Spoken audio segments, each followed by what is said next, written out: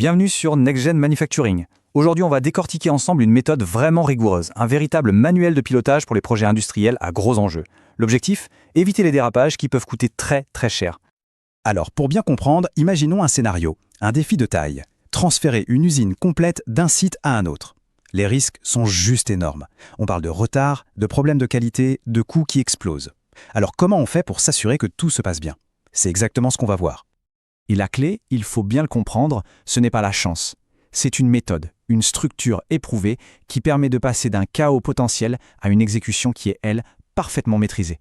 En gros, on ne laisse plus rien au hasard. On va donc parcourir ensemble une structure en 6 phases. Pour information, elle est largement inspirée des principes de la planification avancée de la qualité produit, ce qu'on appelle aussi l'APQP.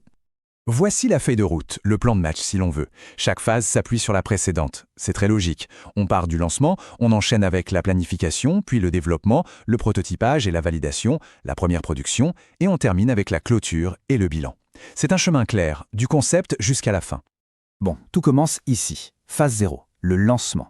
Et attention, c'est bien plus qu'une simple réunion démarrage. C'est vraiment le moment où l'on définit très précisément le périmètre du projet, où l'on rassemble l'équipe parfaite, avec toutes les compétences, et où l'on s'assure que tout le monde regarde dans la même direction. Ok, une fois le projet lancé, on attaque la phase 1, la planification. Là, on entre dans la préparation en profondeur. On valide chaque livrable, on définit comment tout le monde va communiquer, c'est essentiel, et on rassemble toutes les données historiques. C'est le socle, la fondation, sur laquelle tout le reste va être construit. Alors, ce qui est vraiment intéressant dans cette méthode, c'est la façon dont on passe d'une phase à l'autre. Ce n'est pas automatique, non. Il faut passer une porte, un point de contrôle qu'on appelle une revue de jalons, ou une gate. Et pour passer cette fameuse gate, il y a une règle d'or.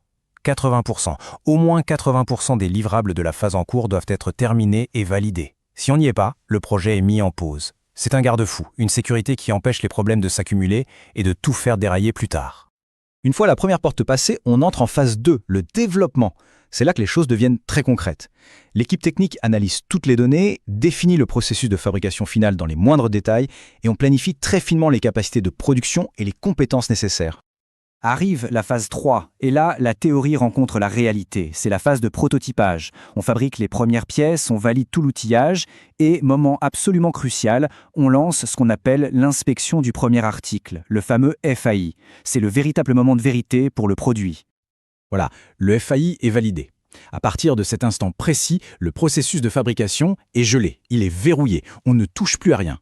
Tout est en place pour préparer la montée en cadence, le passage à la production en série.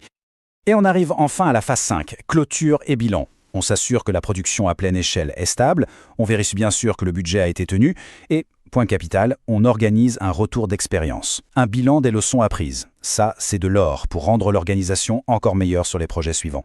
Maintenant qu'on a vu les phases, parlons d'un outil, une sorte d'arme secrète, surtout pour les projets qui impliquent un transfert.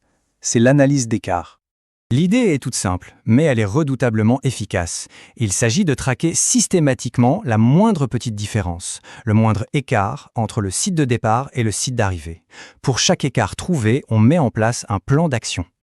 On commence par les matières. Est-ce que les spécifications sont parfaitement identiques? Et les conditions de stockage? On parle de température, d'humidité, le genre de petits détails qui, s'il est négligé, peut avoir des conséquences énormes sur la qualité finale. Ensuite, le processus lui-même. Là, c'est un vrai travail de détective. On compare tous les documents, toutes les procédures, ligne par ligne, pour s'assurer que rien ne sera perdu ou mal interprété pendant le transfert. Et enfin, un point critique, les équipements. Une vérification technique complète est indispensable. Ce n'est pas parce qu'on déplace une machine qu'elle va fonctionner exactement de la même manière et garantir le même niveau de précision. Il faut le vérifier. Bon, on a beaucoup parlé de transfert d'usine, mais ce qu'il faut vraiment retenir, c'est que cette logique, cette discipline, elle s'applique à bien plus de situations que ça. Imaginez par exemple le déploiement d'un nouvel ERP dans toute l'entreprise, ou même une grosse réorganisation interne. Le fait d'appliquer cette approche par phase et par jalon, ça apporte de l'ordre, de la visibilité et ça sécurise énormément le changement. Alors au fond, à quoi ça sert tout ça? Quel est le vrai bénéfice de maîtriser une méthode aussi structurée? C'est très simple. Il s'agit de reprendre le contrôle.